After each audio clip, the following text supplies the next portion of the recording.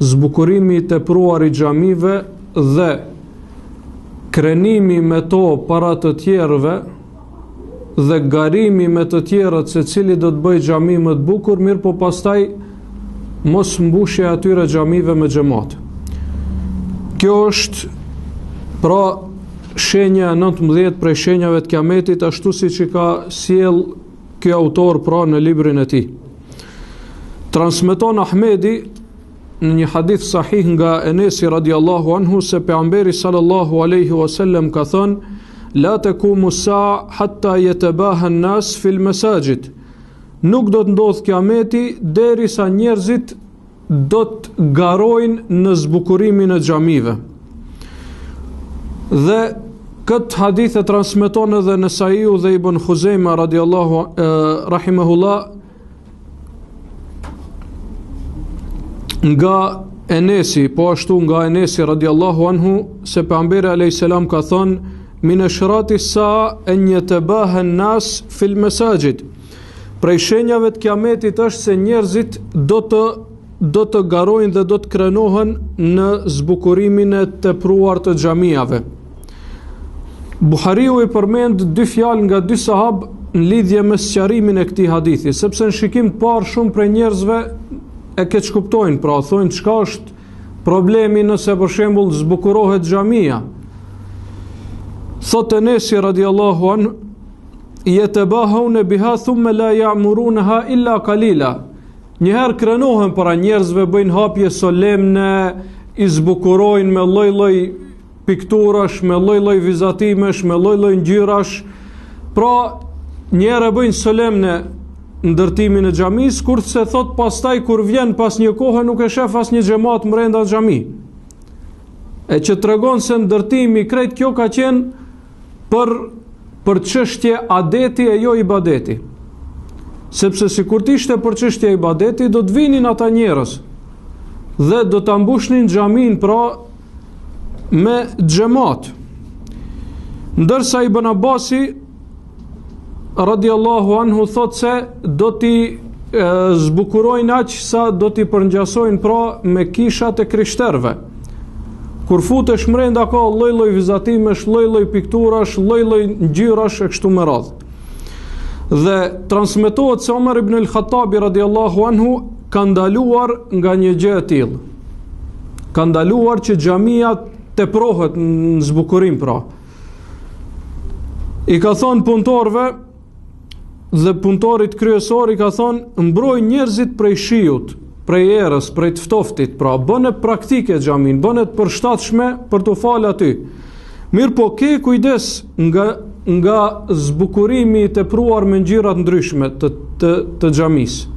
Ke kujdes sepse feteftin an-nas, sepse do t'i sprovosh njerëzit. Dhe me të vërtetë në shumë prej xhamiave kjo ka ndodhur për fat keq.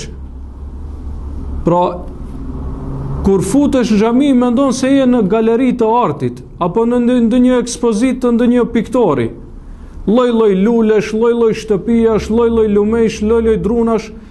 Nuk është qëllimi i xhamisë që kur të futet njeriu të habitet duke i shikuar murrat përreth.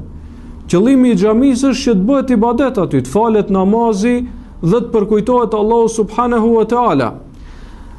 Dhe kjo pra tregon se muslimanët nuk do të merren me esencën e xhamisë, me atë se për çka e kërkon Allahu subhanahu wa taala prej tyre, po do të merren me gjërat ansore dhe atë për famë, për të bërë njohur. Filani e ka bërë kështu, fallani ashtu. Andaj thon dietarët është e urryer. Madje disa thonë se është haram që shumë të vizatohet aty. Bënë xhamin e madhe, nuk është problem. Bënë xhamin si duhet, komode, nuk është problem. Mirë po mos e zbukuro shumë me vizatime të ndryshme. Leje normal murin me një ngjyrë neutrale që nuk bie shumë sy, që nuk ja tërhek vërejtjen namazlive.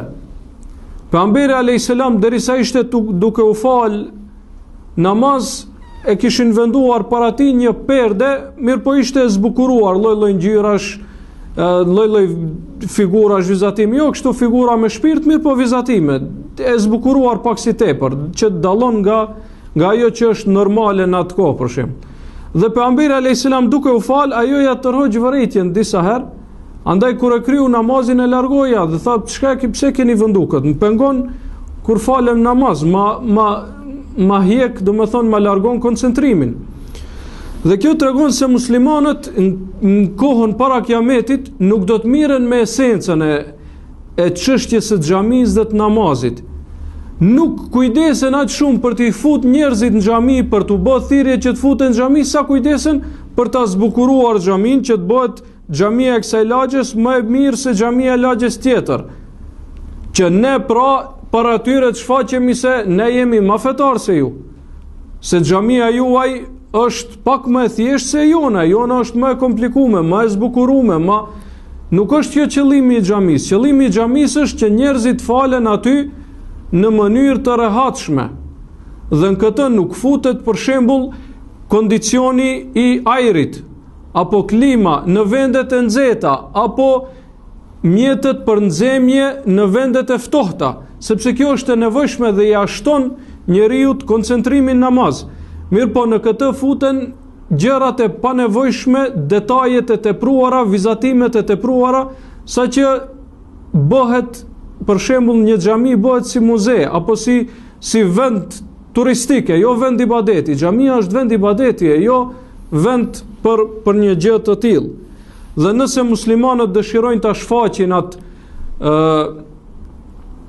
nëse mund të themi pra atë arritjen arkitektoriale dhe zbukurimet, le t'i shfaqin objekte tjera, jo në xhami. Xhamia është për ibadet ndaj Allahut subhanahu wa taala. Andaj edhe kjo gjë nuk ishte në kohën e sahabëve, edhe pse i xhanonin xhamiat kur kishte nevojë dhe ndërtonin xhamia në çdo vend. Çdo vend që e çlironin, ndërtonin xhamia aty. Mirë po nuk e sheh se ata kanë vizatuar lumej, druna, shtëpia, lloj gjërash në xhami mrenda. Sepse kjo dhe ja hub seriozitetin e xhamisë. Xhamia duhet të jetë pra normale, standarde, në mënyrë që ai që futet mbrenda mos të habitet për rreth, po të shkoj direkt në çështjen e namazit, ose nëse është duke prit për shembull ikametin. Shumë e shumë xhamia të e prit ikametin, habitet duke shikuar vizatimet të ndryshme. Nuk është kjo pra ajo që kërkohet prej një xhamie, po duhet që të jetë sa më e përshtatshme për ibadet, të ketë më shumë libra, më shumë Kurana, kjo kërkohet. Ato pare që harxhohen në zbukurim të tepërt, harxhojnë libra, bënë një librari brenda në xhami. A fatkeqësisht këtë shumë prej xhamiave nuk e kanë pra. Madje ka ardhur një kërcënim në një hadith tjetër prej pejgamberit sallallahu alaihi wasallam, dhe hadithi është sahih, siç thot Sheh Albani. Thot pejgamberi alayhis salam këtë hadith që e transmeton Ebu Dardaja radiallahu anhu: idha zawaktum masajidakum wa hullitum masahifakum faddimar aleikum. Kur do t'i pispillosni xhamiat tuaja dhe kur do t'i zbukuroni mushafat tuaj, atëherë do të vi shkatrimi mbi jush. Pse? A thua pse? Sepse muslimanët xhamin po e marrin si diçka pra si objekt zbukurim për vendin dhe nuk po falen në të. Dhe po ashtu e keni parë disa Kuranat që i kanë bërë special të bukur për t'i vënë në raft për zbukurim. Nuk është Kurani për këtë vëlla, s'është Kurani me ta zbukuru raftin ty. Kurani është për me lexu, për me përfitu, për me praktikuat.